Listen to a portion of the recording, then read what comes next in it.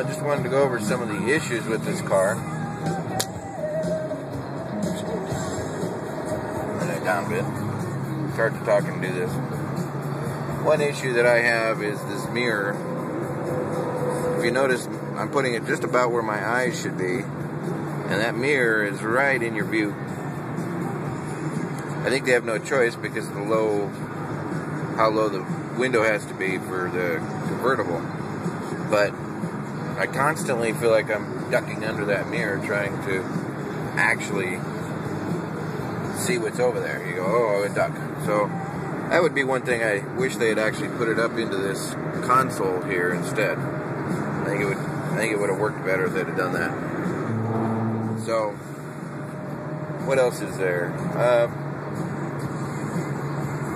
When this seatbelt locks down, when you're really pushing it hard, it tends to not want to release. Now, I think that's probably a safety issue or something. They have it a little bit tighter because they know people are going to be pushing this thing. But I think in an everyday driver, that might start getting to be a little bit hard. The other thing that I don't like is there's a little bit of a throttle hesitation here. I, again, understand why they did it, because this thing's like trying to pull back on a bull. I mean, you know, you kick it in the face and it's instantaneous takeoff like that. But I feel like I'm always pulling off the throttle instead of pushing on the throttle. So, in a long distance, I would be glad for the cruise control, because I really feel like I'm actually trying to pull off all the time in regular traffic. If it was an open road, this would be a blast. So, but just realize, now maybe it's just a spring in the throttle. Maybe it'd be nice if they actually put a stronger spring just to keep your foot up. But that's a bit of a problem with the convertible, which all convertibles have. Noise. You can hear that motorcycle right outside. What else? It does have a bit of a blind spot. If you look at the mirrors here, the mirrors have that little tiny wide angle mirror at the edge, so they knew that it has a blind spot. It does have a blind spot right behind where the driver sits. It's okay. Again, I think all of these issues you could learn to live with, but I think they could have done a little bit better on that somehow. Maybe made them angled the mirrors differently or something. But I've tried placing the mirrors in different spots, and no matter what I do with them, they're just not that great. So, I mean, you can work around all these issues. They're not real bad. Would it stop me from buying this car? No. If I had the money, and if I had a lot of money and had nothing better to do with it, it wouldn't stop me from buying this car. It is a fun car. I mean, this car is designed for fun. It's not really necessarily designed for a daily driver, although I think it could be. It's just it feels like you're always holding it back.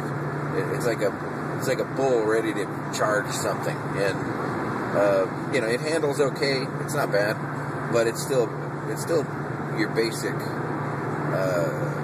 muscle car. So, because it's a muscle car, it's very front heavy. It's got a big engine in it, and the back end wants to whip around a little bit. But if you really want a nice, powerful, strong muscle car, it's my understanding they go for 20 grand. I'm not sure. Never looked into it. It's a nice muscle car, is what it is. And it can be a daily driver. Oh, that's another thing. If you look in the back seat, I don't know if you can see that, but you can fold the back seat headrest down if nobody's in the back seat, which the back seat's really more of a shelf than a back seat. It's not a real back seat. So that's sort of nice because it actually cleans up your rear view mirror. It gets the headrest out of your way. That's actually a pretty nice deal there. I thought that was actually a good thing. Again, there's a couple issues with it, but would it stop me from buying it? No, it wouldn't.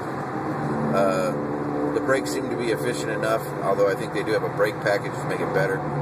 They'll rip your face off, so that's good enough for me. I try not to push it too hard. push it too hard, you're eventually going to miss and wrap it around a tree. So, other than that, it would be interesting to try a standard. I'm sure the standard's a lot faster. With the automatic that this has, it does fine. The torque converter's a little bit high stall, a little bit loose, so that it does, even though the engine's winding up, that's part of the hesitation. I think that if they decrease the throttle lag or increase the throttle response, I think more people would probably biff these cars into a wall or something like that.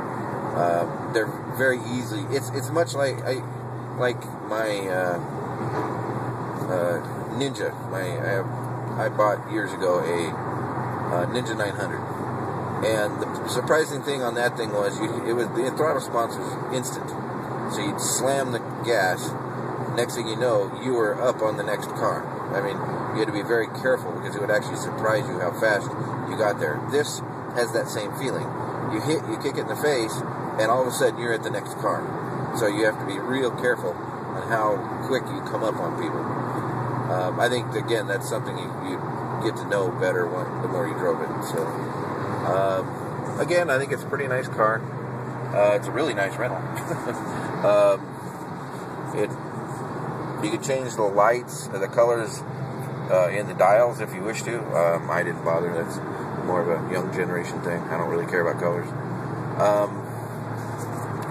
And the brakes seem to be adequate. It drives nice. It's fairly smooth. Like I said, it just has that little bit of throttle hesitation when you're trying to drive it nice.